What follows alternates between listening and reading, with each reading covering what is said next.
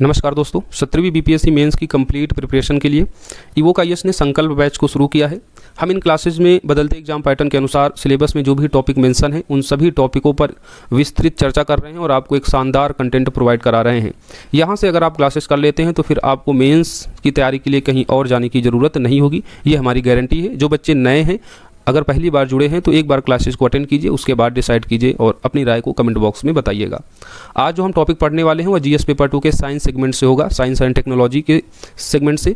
Topic है आपका भारत में डिजिटल समावेशन। डिजिटल समावेशन में हम किन किन पॉइंटों पर चर्चा करेंगे, एक बार इसे संक्षिप्त में देख लेते हैं। जानेंगे डिजिटल समावेशन क्या होता है और डिजिटल समावेशन के क्या लाभ हैं। फिर हम देखेंगे डिजिटल समावेशन को बढ़ावा देने हेतु सरकार ने अभी तक क्या प्रयास किए हैं और इन प्रयासों से अभी तक क्या उपलब्धियां हमको मिली हैं, यानी डिजिटल समावेशन को अभी तक हम कहां तक अचीव कर पाए हैं। डिजिटल समावेशन प्राप्त करने में क्या मौजूदा बाधाएं हैं, यानी वे कारणों की हम पड़ताल करेंगे जिनके कारण अभी तक भारत में डिजिटल समावेशन नहीं प्राप्त हम कर पाए हैं।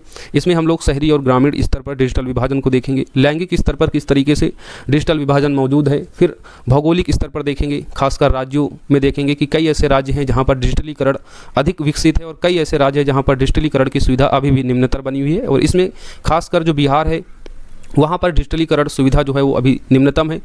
बिहार का जो टेली घनत्व है वो भारत में सबसे निम्न है और यहाँ से क्वेश्चन आपके एग्जाम में पूछा गया था, तो वो भी हम लोग पढ़ेंगे। फिर आगे की राह देखेंगे, यानी जो कारण डिजिटल विभाजन के समक्ष मौजूद हैं, अब उनको दूर करने के लिए क्या कर सकते हैं, तो आगे की राह देखेंगे। फिर लास्ट में एक निष्कर्ष देखेंगे।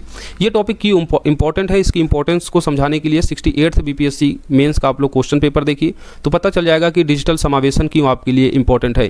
68th बीपीएससी मेंस में 2 क्वेश्चन जो हैं यहीं से पूछे गए थे। एक क्वेश्चन आप यहाँ देख सकते हैं, पूछा गया था भारत में ग्रामीण और शहरी डिजिटल विभाजन की व्यापकता और प्रभाव की चर्चा कीजिए। इसे कम करने के लिए सरकार द्वारा उठाए गए कदमों का आपको परीक्षण करना था। ये शॉर्ट क्वेश्चन था। दूसरा लॉन्ग क्वेश्चन एक पूछा गया था। एक रिपोर्ट आई थी ट्राई, और इस रिपोर्ट में बताया गया था कि किस तरीके से भारत का जो औसत टेली घनत्व है उसके मुकाबले भारत का जो बिहार का टेली घनत्व सबसे निम्नतम है। तो उन कारणों की पड़ताल करनी थी, किस कारण से बिहार में टेली घनत्व इतना कम है, फिर इसके प्रभाव बताने थे और स्थिति में सुधार के लिए उठाए जा सकने वाले कौन से कदम हो सकते हैं, उन सभी पर चर्चा करनी थी। तो इन दोनों क्वेश्चनों को आप बहुत ही शानदार तरीके से लिख पाएंगे अगर आप क्लास को पूरी तरीके से यहाँ अटेंड कर लेते हैं। तो चलिए शुरू करते हैं, ज़्यादा देर नहीं करते हैं, क्लास को अपनी आगे बढ़ाते हैं और देखते हैं भारत में डिजिटल समावेशन का जो पहला पॉइंट था, यानी डिजिटल समावेशन क्या होता है। डिजिटल समावेशन को समझाने के लिए हम किसी कहानी को नहीं लाएंगे। यहाँ पर यूएन द्वारा स्वयं से डिजिटल समावेशन को डिफाइन किया गया है, तो हम इसी को डिकोड करेंगे ताकि हमारा जो आंसर है वो औरों से अलग हो और एक शानदार इफेक्टिव तरीके से अगर हम शुरुआत करेंगे तो एग्जामिनर हमको 1-2 मार्क्स वैसे ही ज़्यादा देगा। तो आपका कंटेंट जितना शानदार, जितना तार्किक होगा, आपको उतने ही मार्क्स मिलेंगे। और ये अपने मेंस एग्जाम देने के अनुभव से मैं बता रहा हूँ। तो संयुक्त राष्ट्र द्वारा डिजिटल समावेशन को डिफाइन किया गया है कुछ इस तरीके से। संयुक्त राष्ट्र कहता है कि सभी के लिए और सभी जगह डिजिटल तकनीकों, सेवाओं और इनसे संबंधित अवसरों का उपयोग, विकास एवं डिजाइन करने की समान, सार्थक एवं सुरक्षित पहुंच ही डिजिटल समावेशन है।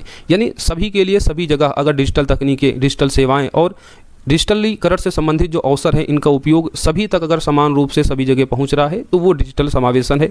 संक्षेप में कह सकते हैं कि डिजिटल समावेशन के महत्वपूर्ण आयामों में डिजिटल पहुंच, डिजिटल साक्षरता और डिजिटल स्वीकार्यता शामिल है। यानी आपके पास मोबाइल इंटरनेट की सुविधा है तो वो केवल डिजिटल समावेशन नहीं होगा, मोबाइल इंटरनेट के साथ साथ में उसका उपयोग करना भी आपको आना चाहिए, यानी डिजिटल साक्षरता भी होनी चाहिए और उसकी स्वीकार्यता भी होगी, तभी वो डिजिटल समावेशन कहलाएगा।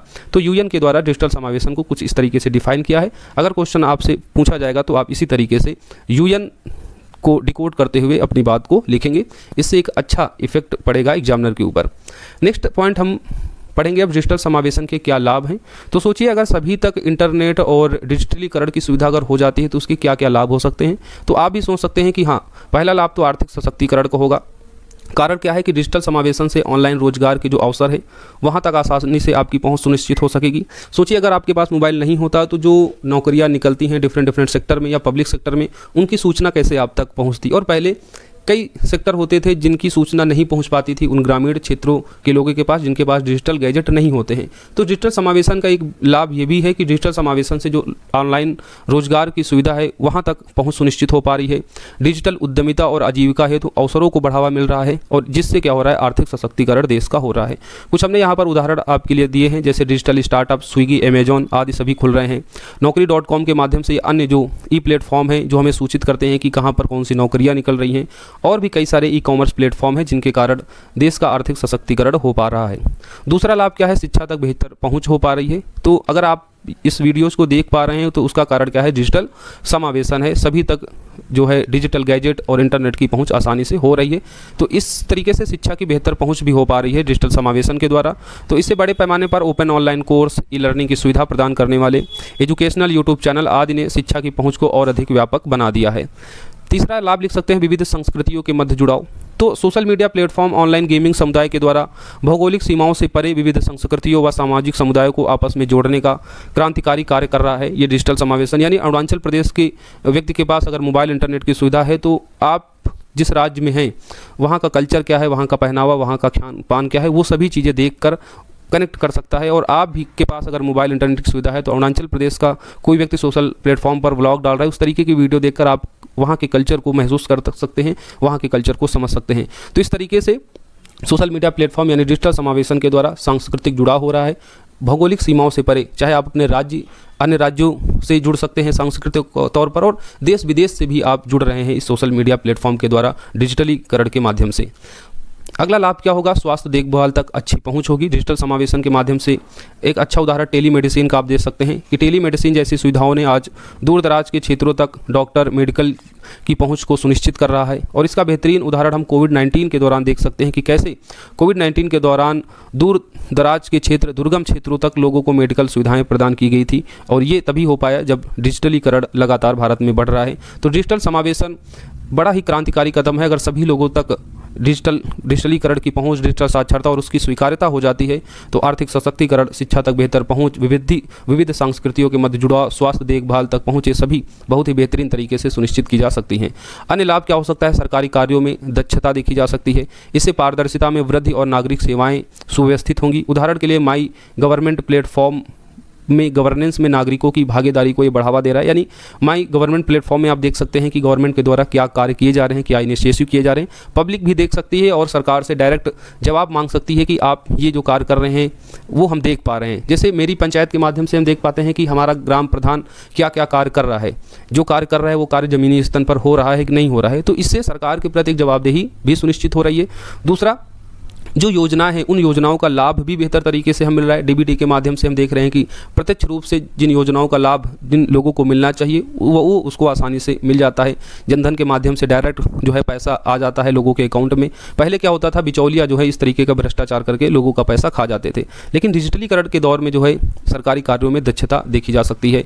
अन्य लाभ हैं जैसे वित्तीय समावेशन, जिसमें यूपीआई, भीम ऐप आदि देख सकते हैं।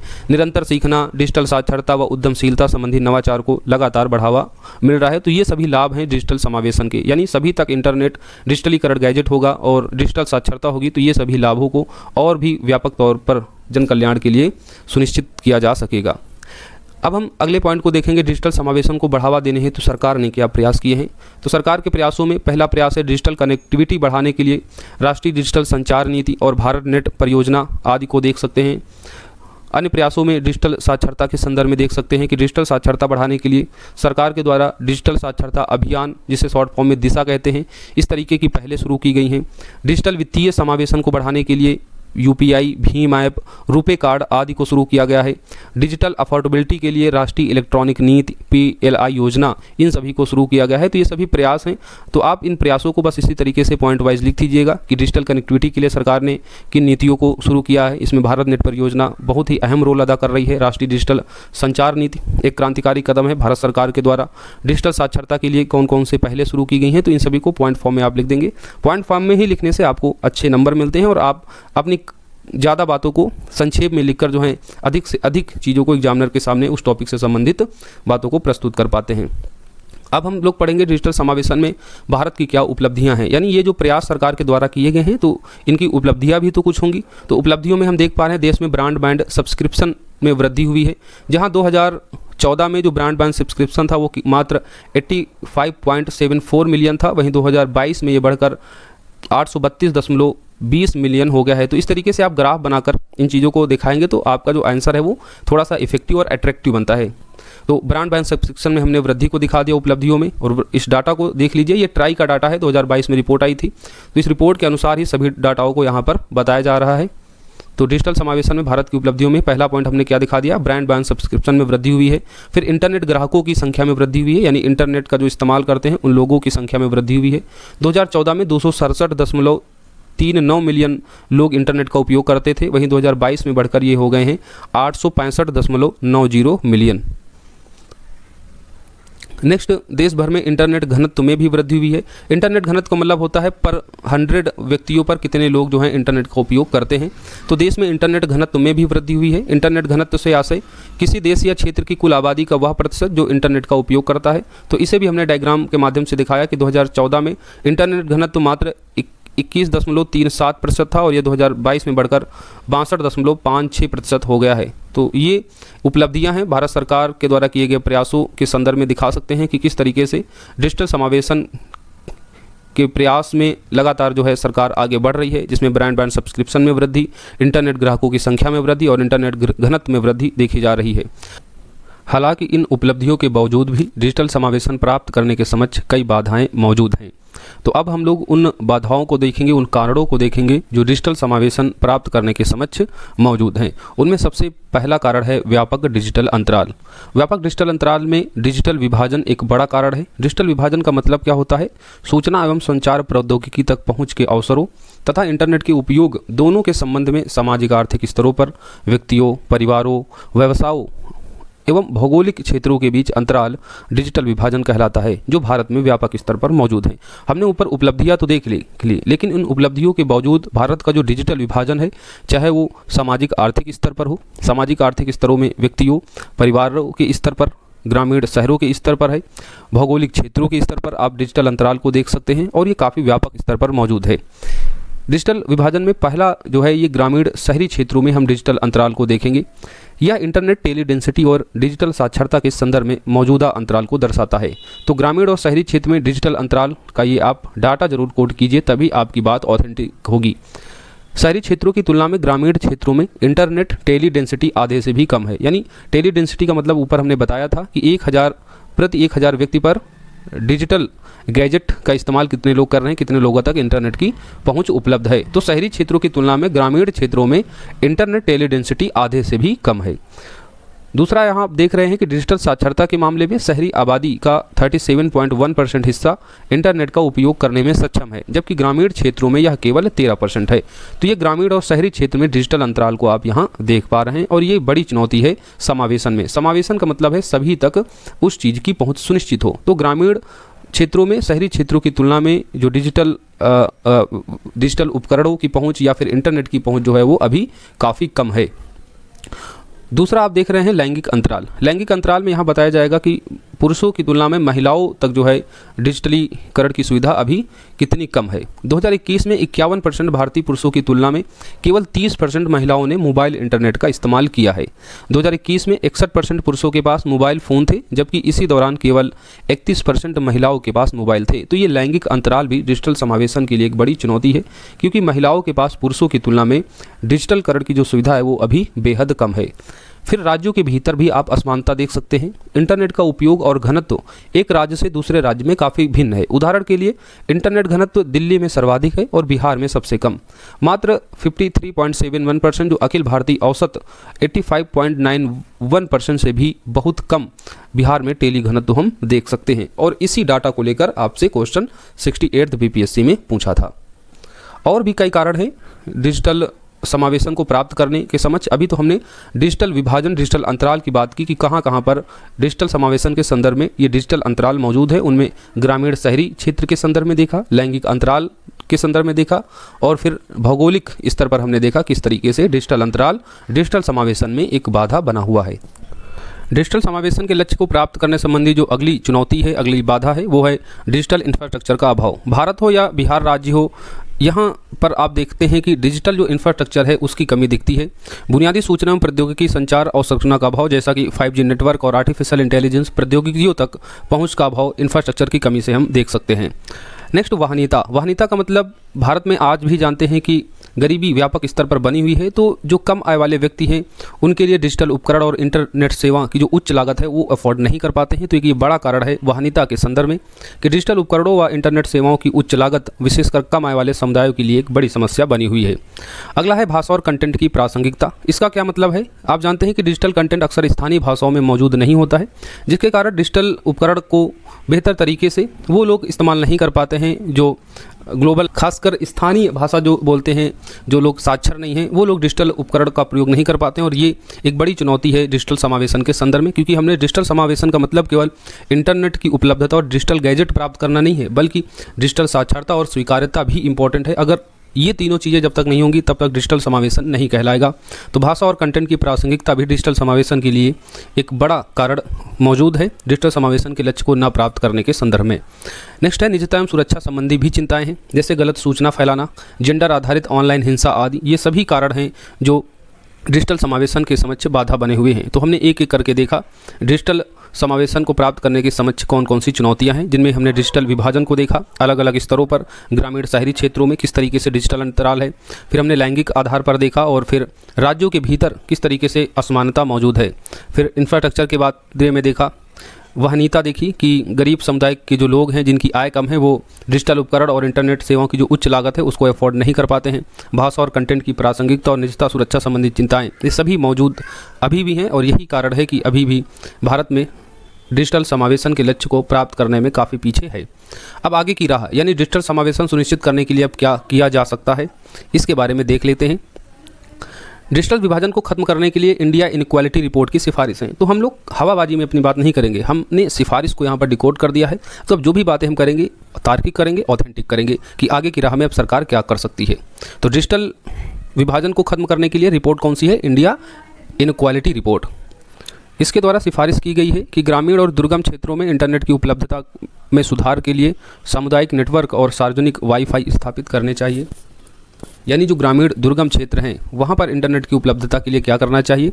सामुदायिक नेटवर्क और पब्लिक वाईफाई स्थापित करने चाहिए। यानी जो लोग इंटरनेट को अफोर्ड नहीं कर पाते हैं या उन क्षेत्रों में जहाँ पर इंटरनेट की सुविधा नहीं है, तो पब्लिक के लिए जो है वाईफाई को स्थापित करना चाहिए ताकि सभी तक इंटरनेट पहुंच सके। नेक्स्ट, विशेषकर ग्रामीण भारत में डिजिटल साक्षर शिविर आयोजित करने चाहिए, क्योंकि ग्रामीणों के समक्ष बड़ी चुनौती है डिजिटल गैजेट के उपयोग के संबंध में, क्योंकि डिजिटल साक्षरता वहां पर बेहद कम है। तो डिजिटल साक्षरता को बढ़ाने के लिए डिजिटल साक्षर शिविर आयोजित करना चाहिए। नेक्स्ट, इंटरनेट संबंधी बुनियादी ढांचे को विकसित करने के लिए सरकार और निजी कंपनियों को मिलकर वित्त पोषण करना चाहिए। कारण क्या है कि डिजिटल इंफ्रास्ट्रक्चर काफ़ी कॉस्टली होता है, तो इसके लिए सरकार और निजी कंपनियां आपस में मिलें और डिजिटल इंफ्रास्ट्रक्चर का डेवलप करें। नेक्स्ट, मोबाइल इंटरनेट का उपयोग बढ़ाने के लिए जरूरी है कि मोबाइल सेक्टर पर लगने वाले टैक्सेस को कम किया जाए। स्मार्टफोन तक पहुंच बढ़ाने के लिए स्मार्टफोन फाइनेंस की सुविधा को बढ़ावा दिया जाना चाहिए। और लैंगिक अंतराल को कम करना है अगर डिजिटल विभाजन में, तो महिलाओं के लिए कुछ विशेष छूट का प्रावधान किया जा सकता है। तो ये कुछ सिफारिशें हैं जिनके द्वारा सरकार जो ये भी मौजूदा समस्याएं हैं उनको दूर कर सकती है अगर इन सिफारिशों पर गवर्नमेंट काम करे तो। अब लास्ट में हम निष्कर्ष पर आएंगे इस पूरे टॉपिक के। डिजिटल युग में प्रस्तुत चुनौतियों पर काबू पाकर और अवसरों को अपनाकर भारत डिजिटल समावेश के जरिए अपने जनसांख्यिकी लाभांश की पूरी क्षमता का उपयोग कर सकता है। साथ ही इससे भारत एक अधिक समावेशी और न्यायसंगत समाज को बढ़ावा दे सकता है, जहां प्रौद्योगिकी का लाभ हर क्षेत्र तथा हर नागरिक तक पहुंचे। यानी डिजिटल समावेशन एक क्रांतिकारी कदम हो सकता है। भारत का जो जनसांख्यिकी लाभांश है उसका सही मायने में हम यूज कर सकते हैं, उसको सशक्त कर सकते हैं। और अगर डिजिटल समावेशन होगा तो भारत एक अधिक समावेशी और न्यायसंगत समाज की ओर आगे बढ़ेगा, जहाँ प्रौद्योगिकी का लाभ हर क्षेत्र और हर नागरिक तक पहुंच पाएगा। तो इस तरीके से हमने बहुत ही शानदार तरीके से डिजिटल समावेशन के बारे में पढ़ा, हर उन एस्पेक्ट को कवर किया जहां से एग्जामिनर आपसे क्वेश्चन पूछ सकता है। अब आइए एक बार फिर से हम उन क्वेश्चनों पर चले जो 68th बीपीएससी में पूछा गया थे। क्वेश्चन था, भारत में ग्रामीण शहरी डिजिटल विभाजन की व्यापकता और प्रभाव पर चर्चा कीजिए। तो क्या आप ग्रामीण और शहरी डिजिटल विभाजन को नहीं दिखा पाएंगे? हमने यहाँ पर डिटेल में इसके बारे में चर्चा की है। डिजिटल समावेशन के समक्ष चुनौतियों में हमने पहली चुनौती इस डिजिटल विभाजन के बारे में ही देखा था। तो आप लोग सबसे पहले इस पॉइंट को देखिएगा, एक सेकेंड, ये चीज़ यहाँ पर हमने आपको डिटेल में बताया है। उसके बाद आपको बताना था कि सरकार द्वारा उठाए गए कदम, हमने इन सरकार के प्रयासों को भी आपको बताया और आगे की राह दिखाते हुए इस प्रश्न को आप लिख सकते हैं। दूसरा था बिहार के संदर्भ में एक रिपोर्ट थी ट्राई की, इस रिपोर्ट में बताया गया है कि किस तरीके से बिहार का जो टीली घनत्व है वो सबसे कम है, तो उसके कारणों को इंगित करना था। तो कारण वही है इंफ्रास्ट्रक्चर की कमी, भाषा प्रासंगिकता के संदर्भ में वहनीयता, क्योंकि बिहार में गरीबी व्यापक स्तर पर मौजूद है, तो लोग इंटरनेट को अफोर्ड नहीं कर पाते हैं। डिजिटल इंफ्रास्ट्रक्चर न केवल भारत में बल्कि बिहार में भी इसकी कमी है। साक्षरता बिहार की कम है। बिहार में पब्लिक बहुत है, यानी बिहार का अगर जनघनत्व देखेंगे तो वो देश में सर्वाधिक राज्यों में से एक है जनघनत्व के मामले में। तो ये जो कारण हमने यहाँ पर आपको बताया वो कारण आप बिहार में भी डिकोड कर सकते हैं। बस थोड़ा सा बिहार के डाटा को, जैसे बिहार के जनघनत्व को डिकोड करते हुए बताएं कि बिहार में जनसंख्या बहुत है, इसके कारण बिहार का टेली घनत्व भी अन्य राज्यों की तुलना में कम है। आपदा को दिखा सकते हैं कि बिहार में आपदा एक बड़ी समस्या है, जिसके कारण इंफ्रास्ट्रक्चर बनाने में जो है काफ़ी असुविधा हो सकती है। वित्त की प्रॉब्लम है, साक्षरता की समस्या है, भाषा और प्रासंगिकता, वाहनीता, क्योंकि बिहार में गरीबी मौजूद है। तो ये सभी कारण दिखा सकते हैं।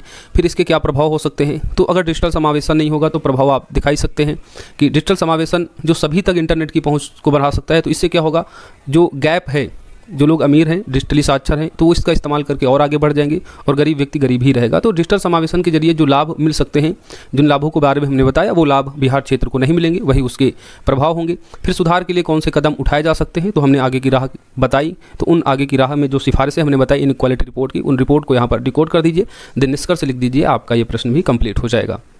तो इसीलिए हम टॉपिक को बहुत ही मल्टी डायमेंशनल तरीके से कंप्लीट करते हैं, उसके सभी एस्पेक्ट को कवर करते हैं, ताकि क्वेश्चन किसी भी तरीके से पूछे, शॉर्ट हो लॉन्ग हो, उस टॉपिक से संबंधित किसी इंडिविजुअल पॉइंट पे पूछे तब भी आप उसे लिख लें, लॉन्ग क्वेश्चन पूछे तब भी आप उसे लिख लें।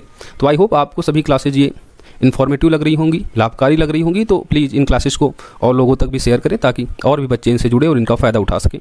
बाकी आप अपनी राय को कमेंट बॉक्स में ज़रूर बताएं, क्लासेज आपको कैसी लग रही हैं। इन्फॉर्मेटिव हो तो इन्हें लाइक, शेयर और कमेंट करें, और चैनल पर नए हो तो इसे सब्सक्राइब जरूर कर लें। धन्यवाद, जय हिंद। मिलेंगे अगली क्लास में। जब तक आप लोग पढ़ते रहें, मुस्कुराते रहिए, जहाँ है वहाँ स्वस्थ रहें और सुरक्षित रहें। धन्यवाद, जय हिंद।